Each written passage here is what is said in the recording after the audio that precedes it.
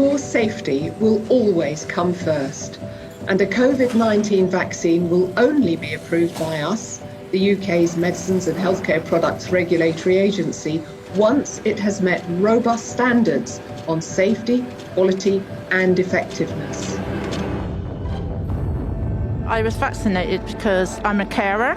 I've had all three and I had the flu one as well. As far as the government is concerned, I believe they are doing the best thing for the nation. I've got an 8-year-old and I just didn't want to catch it where I didn't have to be fair. If this was going to prevent me from having it, then it was all good for me. I wanted to go on holiday. I just thought it was better that I get it done. I wanted to protect other people. The COVID vaccine has been hailed as a medical and logistical success. It's claimed that millions of lives have been saved. But there's growing evidence that the jab can have devastating consequences. They actually told my wife and 2 children that they had no hope, and if I did survive, it would be from the waist up. I thought I was going to die. I would go to bed at night not thinking I was going to wake up. Those injured by the vaccine feel unrecognised and abandoned by the NHS and a government they trusted. You take one for the team, so I took the vaccine, but now the team's run in the opposite direction. Just to let people know that when it goes wrong, there's no help at all. The doctors don't know what to do with us. We're literally keeping each other alive. Safety is our watchword, and we are globally recognised for requiring the highest standards of safety, quality and effectiveness for any vaccine.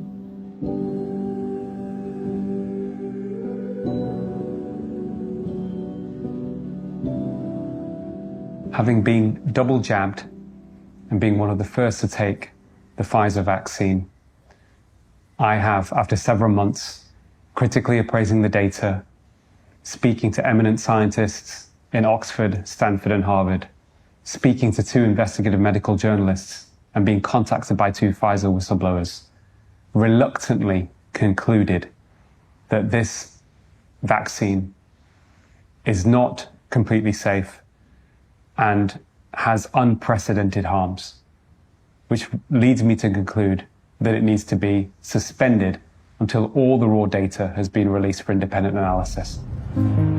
Dr. Malhotra is a respected and influential figure in medicine, and he's not alone in calling for the suspension of COVID vaccines. Many more international scientists are alarmed at what's developing into a global issue. I'm John Bowe, and I'm going to shine a light on an issue that cannot be ignored. Millions of COVID vaccine injuries and thousands of deaths are being reported through official channels all across the world. Our government has been accused of covering up the emerging data and the media of telling only one side of the story. We'll look at how and why. But first and foremost, we give the vaccine injured a voice.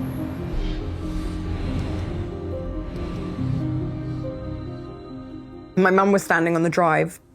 She'd been looking after the dogs while we'd been away, and she was talking to the neighbour, and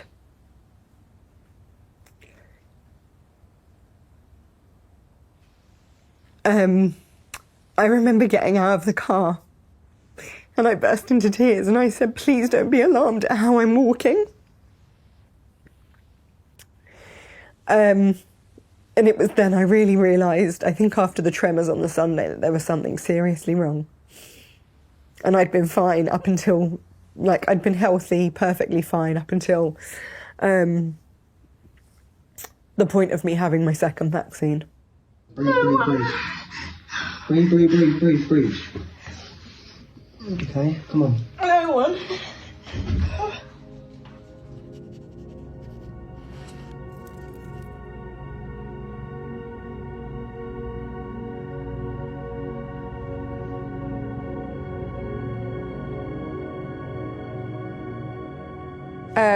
It's really funny because I look at these videos and I watch them and I either get really emotional watching them or I just go, wow, look at how far I've come and look at where I was.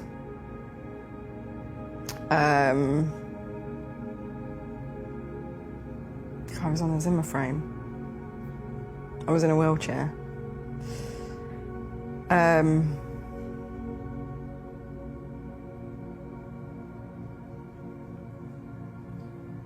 I kind of feel like I'm looking at somebody else sometimes. And not me.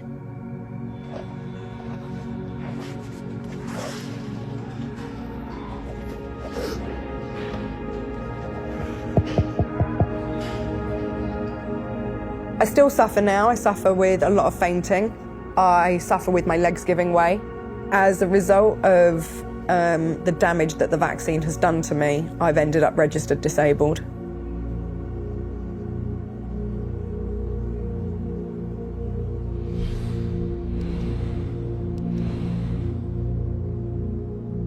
Before I took the vaccine, I was a 57 or 56-year-old scaffolder, absolutely no underlying health conditions. I worked hard, 5 ton of steel a day, never been ill.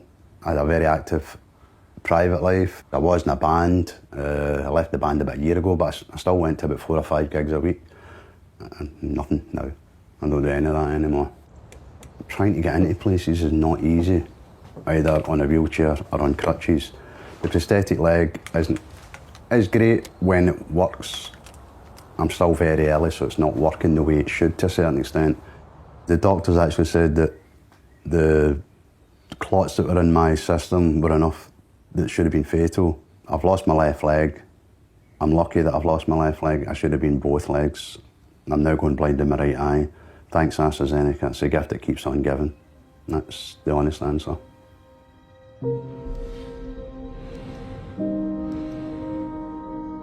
My husband was 32. He was due to start a job at Great Ormond Street Hospital as a senior clinical psychologist. I remember him coming home and saying that he'd been offered AstraZeneca, and he was really, really excited, really proud that it was a British one. He was funny, he was kind, he was generous, he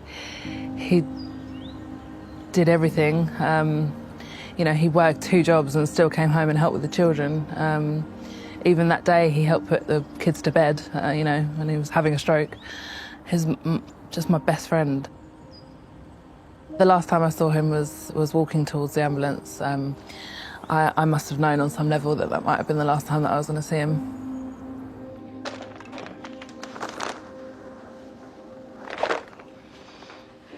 For months, this doctor's widow was forced to use the local food bank because she was living on benefits.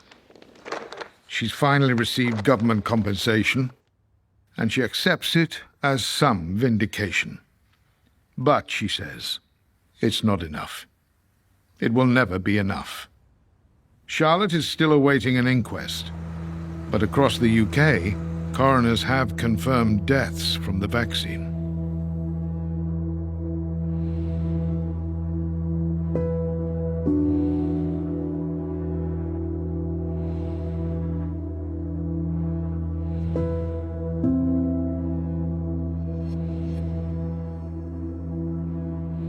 They are usually framed as very rare. But how rare? Adverse reactions should be reported to the Yellow Card scheme operated by the MHRA, the UK's Medicines and Healthcare Regulatory Agency. Their figures to August the 24th show over 430,000 reported reactions, of which 2,240 were fatal. America's VAERS system has almost 1.5 million reports with over 30,000 deaths. Not all these reports will be confirmed as vaccine-induced, but then again, not all reactions are reported. The figures surely demand investigation. Absolutely, absolutely. I don't think anybody can deny that there has been harm. You can argue about how much, but you can't deny that there has been harm.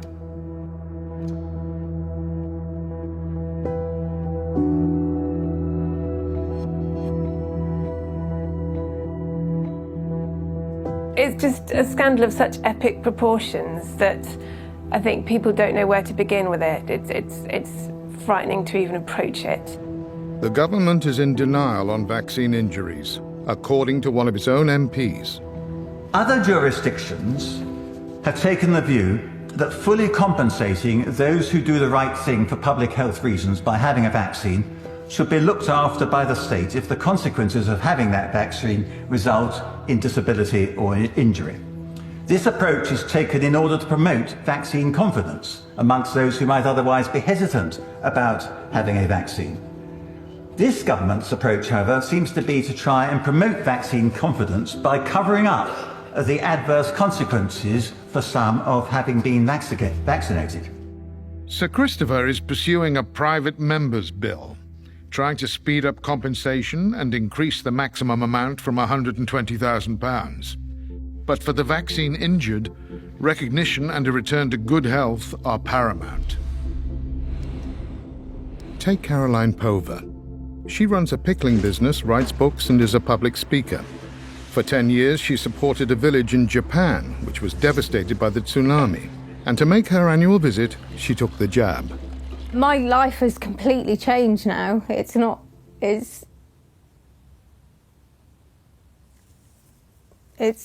unrecognisable compared to how it was. Sorry.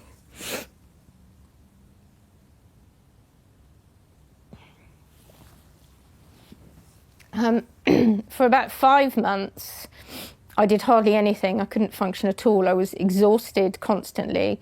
I was in constant pain. Head and eye pain was relentless. I couldn't function. I couldn't walk very far.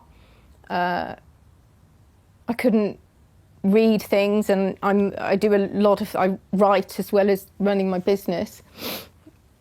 So I couldn't write anything. I had trouble processing information, so I couldn't work in my business because I couldn't follow the recipes. And I didn't have any physical strength. I got to the stage where I can function at about 30% of how I could function before the vaccine. On a good day, I can maybe do a couple of hours in the kitchen, but then after a while, I have such chest pain that I have to come and lie down in here. And I used to do 12 hours on my feet working in there. It's not about money, it's about having a sense of purpose with your day, isn't it? Jobs and work is for all of us.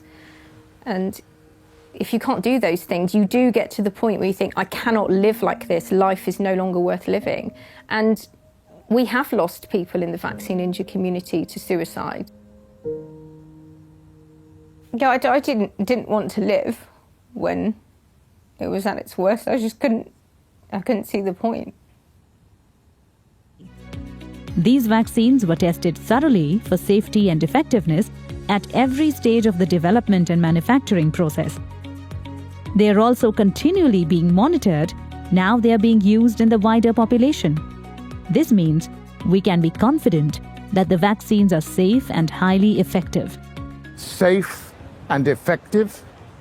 Would millions have been so confident if they'd known how different these gene therapies were? The word vaccine may have served as a reassurance, but by no traditional definition were these vaccines. The definition the authorities are using is not what people understand the word vaccine to mean. The public's perception of a vaccine is, we're thinking about polio and about measles and the conventional vaccines, where you have a very inert part of the virus being used and it prevents the illness. What we're using now is a different technology, it's new, and it doesn't prevent the illness.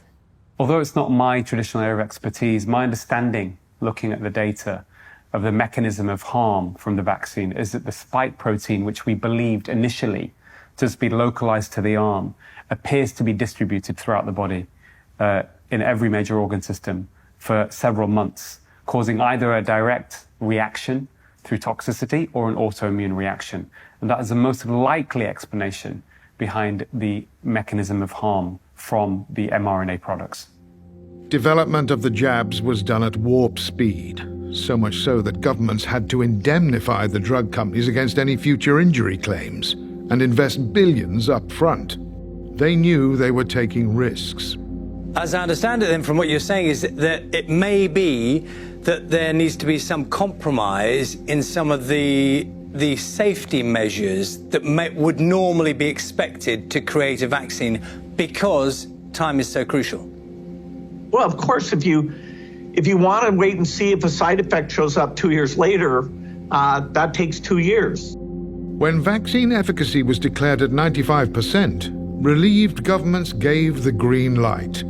But Dr. Malhotra argues that the methodology was flawed. Relative risk reduction is a way of exaggerating the benefits of any intervention, clearly which would be in the interests of people trying to sell you something, in this case the pharmaceutical industry. So if, for example, you have 1,000 people in a trial that didn't have the vaccine versus 1,000 people that did, in the placebo group, in the dummy group, you may have 2 people dying, and in the intervention group, you may have just 1 person dying. And that's a reduction of 50%. 1/2 is a 50% relative risk reduction. But actually, you've only saved 1 life out of 1,000. So the absolute risk reduction is only 1 in 1,000. It's a big difference. The guidance has been for many years that we must always use absolute risk reduction in conversations with patients, not just relative risk reduction alone. Otherwise, it's considered unethical. The accusation is that governments acted on Pfizer's relative risk figure of 95% efficacy, when the absolute risk was a mere 0.84%. In other words, you'd have to vaccinate 119 people to prevent just 1 from catching COVID. So we were basically sold on something that ultimately, in retrospect now, was very, very misleading. Red flags should have been raised when the FDA locked away Pfizer's trial data for 75 years while the vaccines were being rolled out. A US court finally ordered their release, and the initial disclosures are alarming. Alexandra Latipova is one of a group of experts who studied the documents. Among her shocking allegations are these. Pfizer skipped major categories of safety testing altogether. The toxicity of the COVID-19 vaccines' mRNA active ingredient was never studied. The FDA and Pfizer knew about major toxicities associated with gene therapy class of medicines. The CDC, FDA, and Pfizer lied about vaccine staying in the injection site. My examination of leaked Moderna documents also revealed that vaccine-induced antibody-enhanced disease was identified as a serious risk. AstraZeneca also met with controversy. In March 2021, its use was temporarily halted in several European countries because of fears of blood clots. In the UK, it is now not recommended for anyone under 40. We asked the DHSC whether they were aware of allegations of inadequate and possibly flawed trial data. This is not something that DHSC will be responding to. The pharmaceutical companies have also been reluctant to comment. Scientists prefer to emphasize the 20 million lives they claim to have been saved. So the suggestion that the vaccine has saved 20 million lives is really, I think, science fiction, not scientific fact, because the study that comes from is a very poor quality observational study. And when you look at a higher quality level of evidence, in fact, even Pfizer's own randomized controlled trial didn't show any reduction in COVID mortality of statistical significance. It showed no reduction in all-cause mortality. So this statement is almost implausible. To be honest, it sounds more like an advert from the drug industry than true science. With so many questions about the benefits and safety of the vaccines, why were they authorized so quickly by the MHRA? And what exactly is the relationship between the regulators and the companies they regulate? A recent article in the British Medical Journal questioned their independence. The MHRA Chief Executive June Rain insists that safety and independence are vital. But this year she admitted that the agency had changed from watchdog to enabler. Rules are written on tablets of stone, and there's a lot of policemen in these places that go around factories, find problems with trials, and generally hold things up. We tore up the rule book, and we allowed companies to immediately start juxtaposing not sequential phases of clinical trials, but overlapping, beginning the next one before the previous had been finished. Doctors, patients, and members of the public must be aware that regulators cannot be trusted to be independent as long as they continue to be captured by industry. Recent evidence that's emerged from a BMJ investigation revealed that 86% of the funding of the MHRA comes from the drug industry. And that's a huge conflict of interest. We asked the MHRA for their observations, but they merely referred us to their official guidance on the safety of COVID vaccines.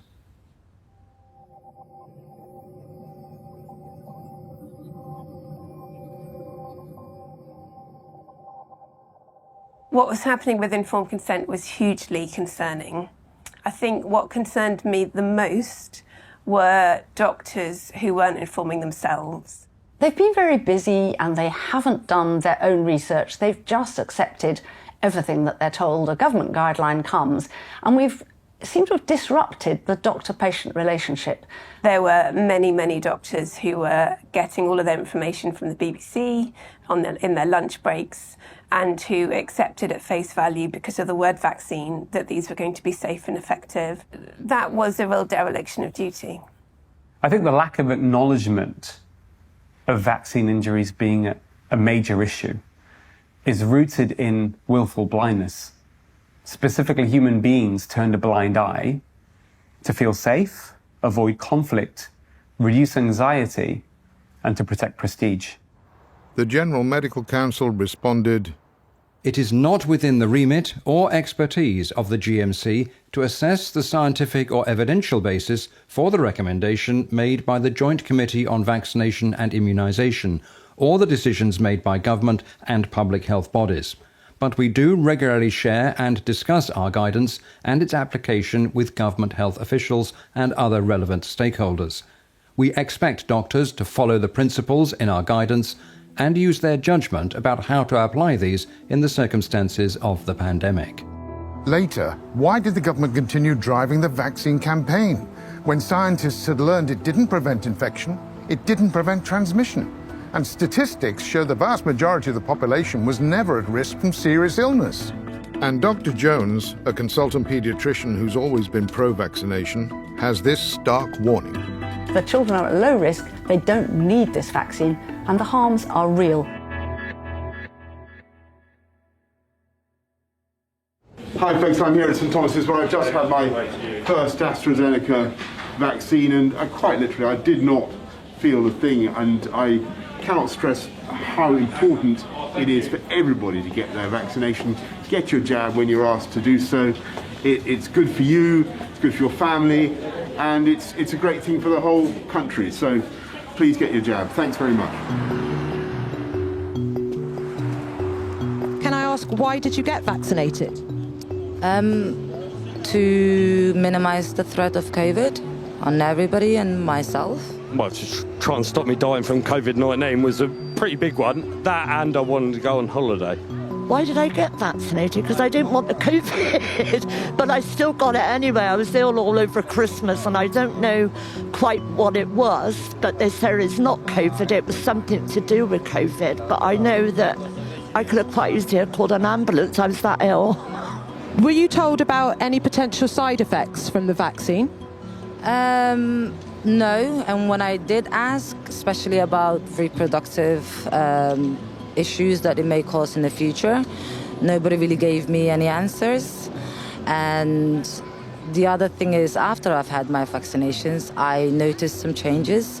To be fair, I don't feel that we was given enough information, but because it was such a big outburst, it kind of scared me into having it done, and I've had it done, and luckily I haven't had any bad repercussions from it. Millions of people took the COVID jabs without serious side effects. But for those who did suffer, the physical pain and debility is made even worse by the frustration and mental stress of being ignored. They feel neglected by the NHS, misunderstood by the public, and betrayed by the government.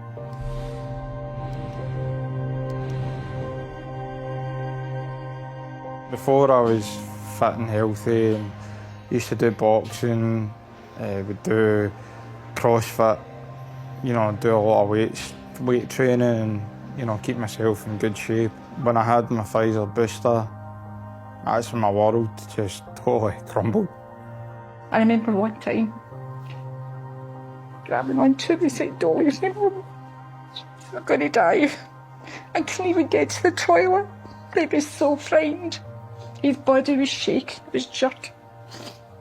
It was horrendous. Absolutely horrendous. My heart got elevated when I was on standing. I got really sick. I was being sick for 6 weeks. I was retching and being sick and throwing up every single day. My heart cramped. It felt like somebody had grabbed my heart and twisted it 3 times. I had brain fog. I developed a slur. I would slur my words, and I developed a stammer. I had seizures. My body can't regulate temperature anymore. It's totally ruined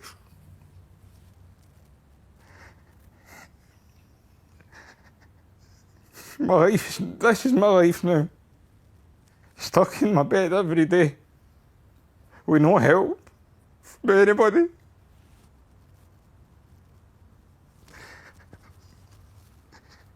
It's not a life form, it's an existence, and nobody. I tell you, if I could hold a Boris Johnson, I would tell Boris Johnson exactly what I think of him. Help these kids, help them, help these people that are injured. But I can't live like this. I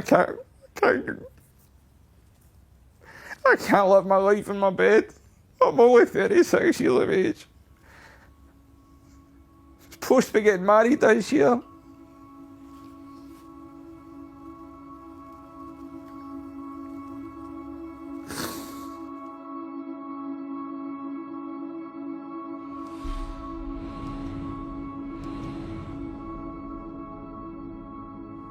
I thought I was going to die. I would go to bed at night not thinking I was going to wake up because of how much pain my heart was in and the fact I couldn't breathe. 80, Max and Katie Harrison. Congratulations. We were ranked number 6 in the entire world for amateur ballroom and Latin dancing in the 10 Dance Championship, and we were one of the highest ranking couples in the UK and subsequently the world. Our ambition is to become world professional 10 dance champions, European, international and British professional champions, and we aim to do that within the next 8 years. So I got my second jab, and for the first 2 to 3 days, completely normal. I was dancing, I was preparing for the World Championships. So this is, I'm going to the gym every day and practicing. After the 4th and 5th, I started getting a small pain in my heart, and I thought it was just genuine heartburn. I was still dancing, and I'm told now that that could have been very dangerous and caused long-term health problems because of what could have happened. Originally it was pericarditis, and I was then told just before Christmas actually it's perimyocarditis. So it's actually worse because I've got pericarditis and the myocarditis damage. So I have scarring on 3 parts of my heart, and still the lining and muscle of my heart has got the inflammation, which constricts it. So that's when my heart rate goes up, that's what's constricting my heart and stopping me from breathing. I don't trust myself, and I don't trust my body. I don't know what my heart's doing. I can have a small pain now, and 10 seconds I'm going to be on the floor. That's just the consequences of what's happened. Music's a very beautiful and powerful thing if you understand it and if you enjoy it. And just to be able to go onto the floor and do what I think I was born to do in front of thousands of people, it's the most special thing in the world. And having lost that, I can't even begin to tell you how bad it feels.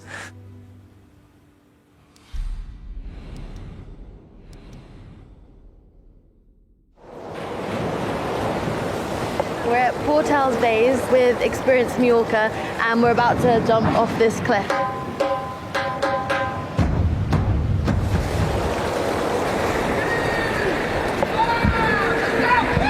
I used to be in the Olympic team for synchronized swimming.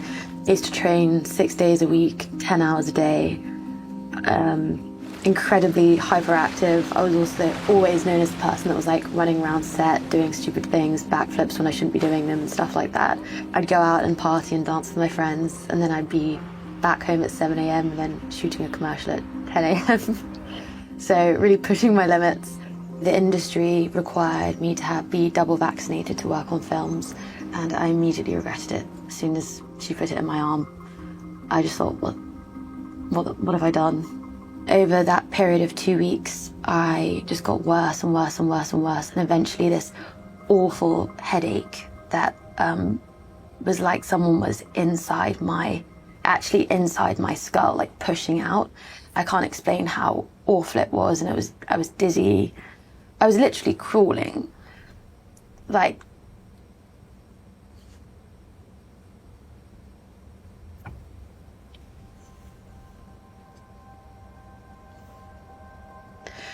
I really thought my life was over. Because I couldn't even cook for myself. I couldn't even stand up. I couldn't care for myself. My mum would come and see me, I think like twice a week, to change my bed sheets for me, do a food shop for me, clean my house for me.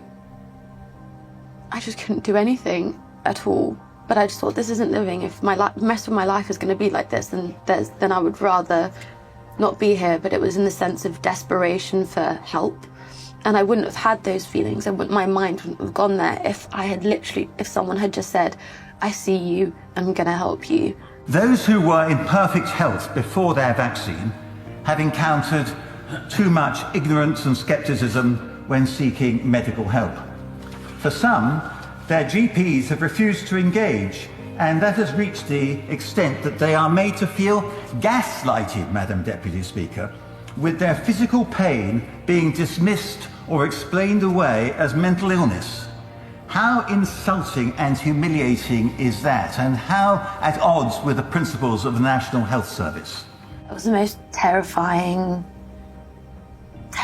experience to be told that what's going on with you is psychological and that it's not physical when you're in physical pain. Genevieve and many of her fellow vaccine injured have spent thousands of pounds seeking treatments. They'll try anything to help ease their pain and disabilities. I found a private phlebotomy service, and she comes to the house and she takes a pint of blood out, and literally sit here, she takes a pint of blood out, and I come alive again, and I'm me again. I can talk properly, I can move properly, my body feels different, everything feels different. Come through. I did a series of oxygen therapy treatments with Janie at the Wellness Lab. I'd come into the oxygen therapy and I'd have a migraine and I'd leave without one and feeling like so much better. I'm very fortunate in the fact that I'm 70% recovered. I'm back working, just pacing myself, but there's no such thing as autopilot, there's no such thing as easy. For John Watt, just making the journey for treatment is a trial. Like many of his fellow sufferers, he has POTS, postural orthostatic tachycardia syndrome. A walk of just 20 meters is enough to send his heart rate soaring. So it's in 134, 135. I can only stand for 3 minutes, 5 minutes, and then I start to black out, you know. So that's why I'm always having to lie down in that as well. He's trying a course of treatment called Goldic, where blood is taken from the arm, infused with gold particles, and then spun to remove the reactive cells. We're out tens of thousands. My husband and I were getting ready to remortgage your house to get more treatment for him. He said every single treatment we can possibly give him to get him better. It's important to note that John suffered a heart attack before getting any of his jabs. But he was back in the gym and back to health, taking his first 2 jabs without problems. It was after the Pfizer booster that he collapsed. In regards to people getting their vaccine, that's their choice. I've never told anyone not to get their vaccine. But just to let people know that when it goes wrong, there's like no help at all. And I'm being serious, like you don't have any help at all. They'll use your mental health against you. Georgia Siegel also paid for private Goldic treatment and had some encouraging results. Although the treatment that I've had has helped me dramatically and significantly and given me back a certain quality of life, it's not the quality of life I had before I had the vaccine. None of these treatments guarantee a cure, And the tragedy is that for most healthy people under the age of 70, there's very low risk from COVID-19.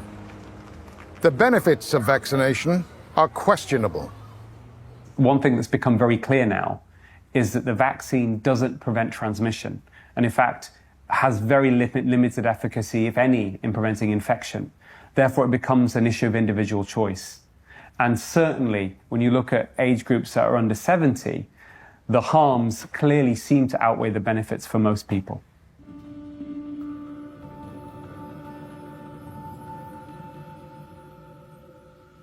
This chart reflects deaths of people with COVID up to May 2022.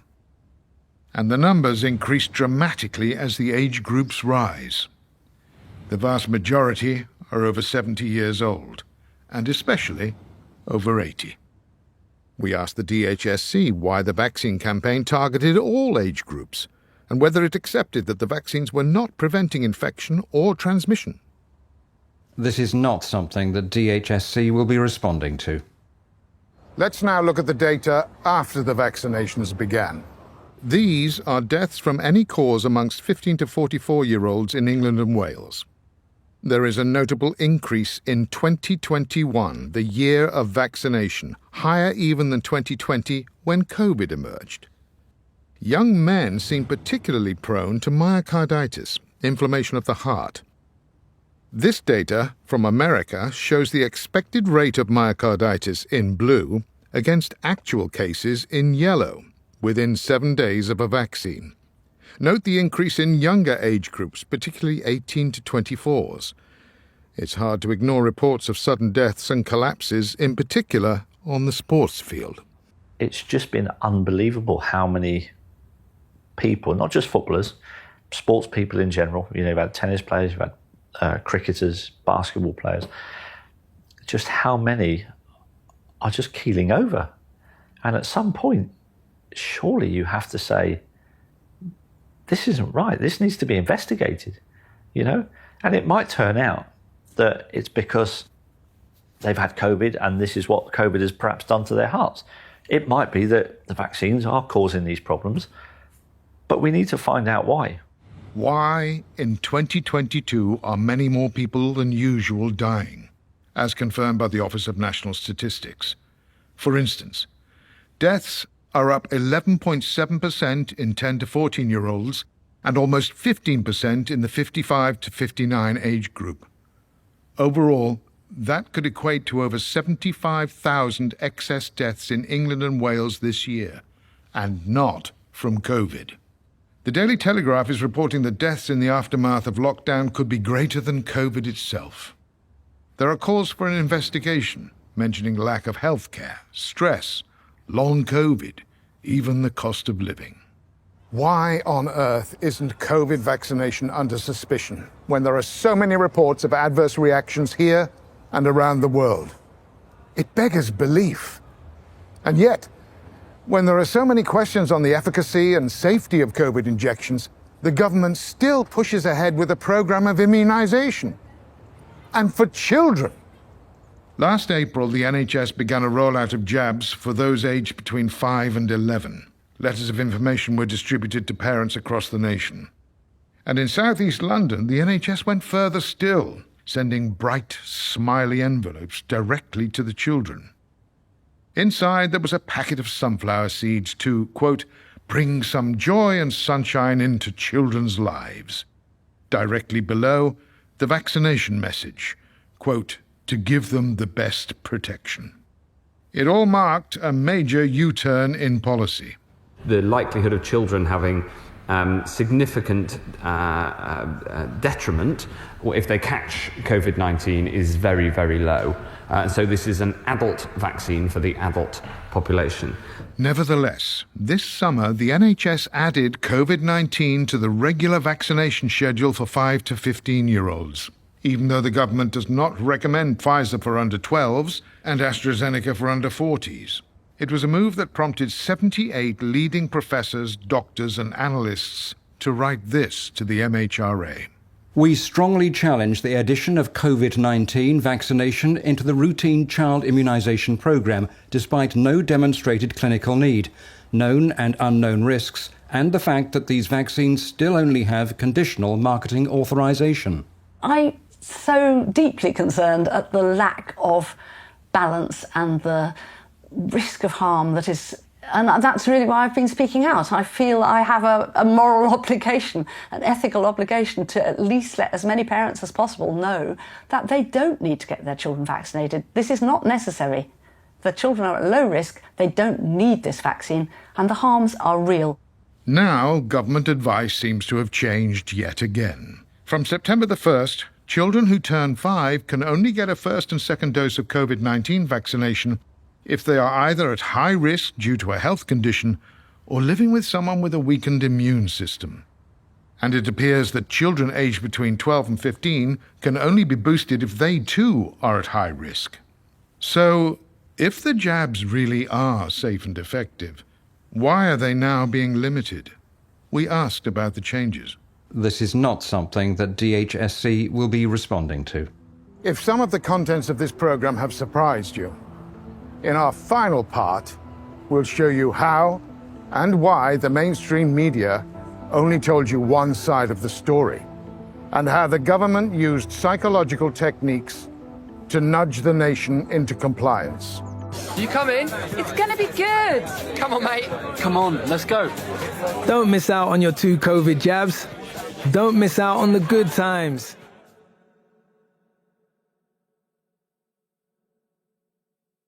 When they went for their jabs, those who were injured thought they were doing the right thing in following government instructions. They might even have lined up behind you. And yet the government, the NHS, the media, all those who encouraged vaccine take-up, they've all backed away. So people have had to help themselves, through groups like UKCV Family, VIB UK, and others. My charity organisation for the vaccine injured has created a call centre to support people. The indifference that we've all experienced is unnecessary and cruel. We want to support each other. That's the main thing our group is doing, is supporting each other, because we've got no one else to talk to. The doctors don't know what to do with us. Nobody else really knows what to do, so we're just trying to help each other. On a weekly basis, I get told that someone is suicidal. Caroline and I have both had to call the police before because we've found an online suicide note. We have frequently found ourselves in regular contact with somebody, private messaging, saying someone who's literally on the edge at that moment. And these support groups are keeping people alive. We get abuse from both sides. We're kind of stuck right in the middle. There are people who are very pro-vaccine who hate you. There are people who are very against this vaccine, if not all vaccines. They hate you too, all for different reasons. This is the feeling that you get from people and you're stuck in the middle. And that's a very, very lonely place to be. The plight of the vaccine injured will be on the agenda when Baroness Heather Hallett finally holds her COVID inquiry. But she must also investigate SAGE, the government's scientific advisory group, and especially their so-called nudge unit, otherwise known as Spy B. Why did they drive such a culture of fear? From this evening, I must give the British people a very simple instruction. You must stay at home. Earlier, on the very day of that historic Boris Johnson speech, SAGE met to discuss Spy B's methods of achieving behavioural change. The tactics were agreed. The influence is clear. The coronavirus is the biggest threat this country has faced for decades, and this country is not alone. All over the world, we're seeing the devastating impact of this invisible killer. And though huge numbers are complying, and I thank you all, the time has now come for us all to do more. You should not be meeting friends. If your friends ask you to meet, you should say no. You should not be meeting family members who do not live in your home. You should not be going shopping except for essentials like food and medicine. And you should do this as little as you can. If you don't follow the rules, the police will have the powers to enforce them, including through fines and dispersing gatherings. The way ahead is hard, And it is still true that many lives will, sadly, be lost. This is an important update from the government about coronavirus. Someone on your street, at your supermarket, or in your park is highly likely to have COVID-19. Do not go out unless absolutely necessary. Do not meet up with anyone outside your household. Do not put the lives of your loved ones in danger. This is a national health emergency. Around 1 in 3 people have no symptoms and are spreading it without knowing. Keep your distance. Exercise. Don't socialize. Stop the spread. Stick to the rules. If you bend the rules, people will die. I think what's important to understand is over the last 2 years, there has been the promotion of unethical psychological techniques to encourage behavioural change, such as the use of fear, artificially increasing the sense of being afraid in order to get people to change their behaviours. And so fear drove the lockdown. It was the strictest of peacetime regimes with untold damage to businesses, education, mental health and family life. In this atmosphere, deepened by fatality numbers which experts now tell us were inflated, the only way out, apparently, was vaccination. People have got to understand vaccination is going to be, in the end, your route to liberty. For the world at large, normalcy only returns when we've largely vaccinated the entire global population. And once vaccines were approved, the promotional campaign went into overdrive worldwide. Our fellow Americans, the science is clear. These vaccines will protect you and those you love from this dangerous and deadly disease. My name is Michael Caine. I've just had a vaccine for COVID. It's really important to know that the vaccines have all been through and met the necessary safety and quality standards. There's no evidence that it affects fertility. So roll up your sleeve. It's not just your own life you'll be saving, it's other people's lives too. Trust the science and get on with it. The vaccine rollout was a logistical triumph and may well have prevented hospital admissions and deaths. But when 9 million adults in the UK chose to remain jab-free, the nudge became a threat. No jab, no job, vaccine passports, and vilification of what were termed the anti-vaxxers. The nut jobs, the anti-vaxxers, dangerous obsessives. I don't want them sitting next to me in the theatre. I don't want them standing next to me at the theatre bar. I don't want them next to me or anywhere near me or even in the same carriage on the train. Frankly, if you're not vaccinated at the moment and you're eligible and you've got no health reason for not being vaccinated, you're not just irresponsible. I mean, you're an idiot. When you use unethical psychology on a population, you actually start to see splits and divisions occurring. And that's really dangerous because you also encourage othering or the demonization of people. So we see that kind of not just fear being raised, but also anger being raised as well. They deserve to be punished, and I've told my friends this as well. In fact, I have blocked my friends who have said they're not getting the jab. They are dead wood in my eyes. Tens of thousands of people would not bow to the drive for mass vaccination.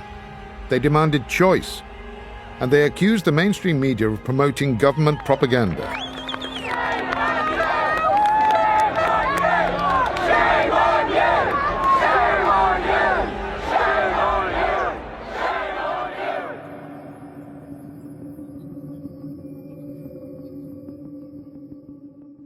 Let's return to the SAGE playbook. It says, use media to increase a sense of personal threat, a sense of responsibility to others, and to promote positive messaging. Immediately, the regulator Ofcom asked broadcasters to take note of the significant potential harm that could be caused by material misleadingness in relation to the virus or public policy regarding it. They warned of taking appropriate regulatory action on any breaches. And note the date. It's the same day the SAGE document was approved and the Prime Minister spoke to the nation. Cue the BBC. Just to let you in on a journalistic point here, we actually don't, as a matter of editorial policy, we don't debate with anti-vaxxers whether they're right or wrong. We actually don't do that. So the BBC doesn't engage with so-called anti-vaxxers, even when they may be right. And when several huge marches took place in London and across the UK, they were virtually ignored by the BBC and the rest of the media.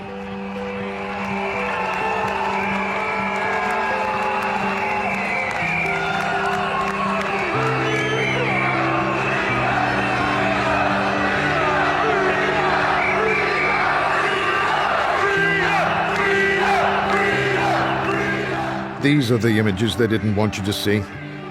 The story they didn't want you to know. Tens of thousands of citizens from all walks of life raising genuine concerns.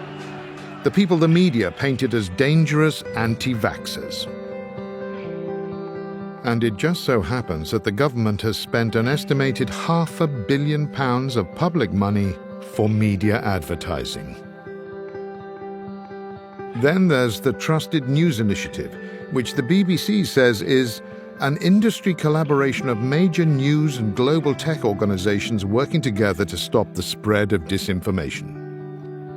The partners include the BBC, Facebook, Google, YouTube, Twitter, and Microsoft. It sounds laudable, but what it really means is that governments, the media, and the big tech companies are working to a common script. Their script. Their version of the truth. We asked the BBC what happened to free speech, balanced reporting, and impartiality. I'm afraid we won't be commenting.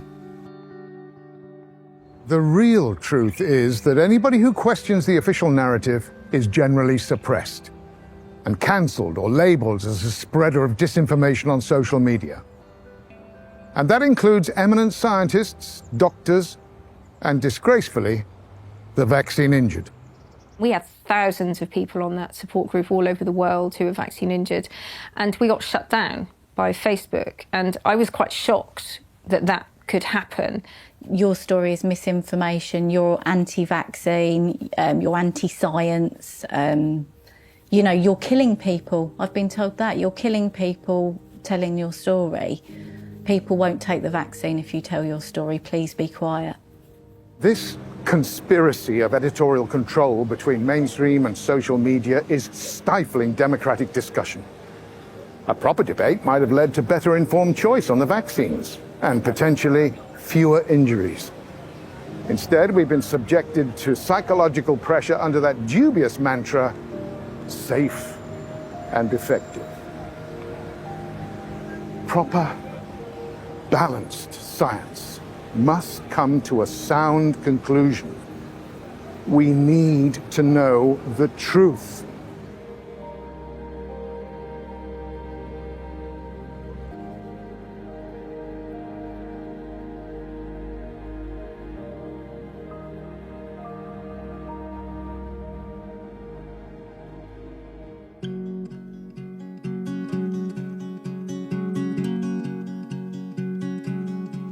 Through the madness and the lies, as they're holding back the truth, no matter what they try, I will always fight for you.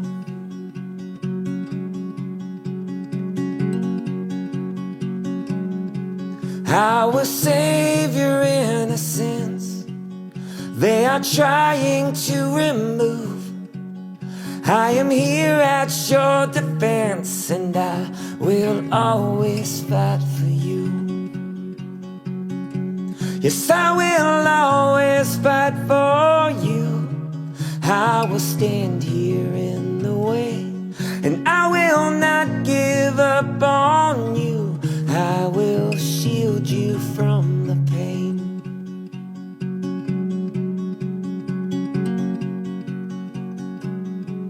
In the battle on the field, there is evil on the move, but I hope that you can feel that I will always fight for you.